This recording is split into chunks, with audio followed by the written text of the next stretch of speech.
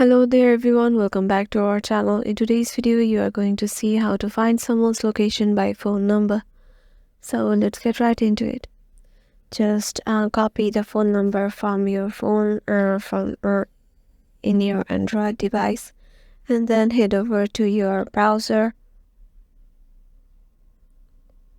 Once you are there, search for Truecaller and make sure you have logged in with your Truecaller account. And if you haven't made an account in Truecaller, just make sure you make it. Otherwise, you can't just find the location. And then change it to your country code.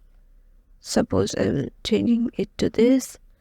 And then just tap the phone number or mobile number you are searching for. And click on search. And here goes it.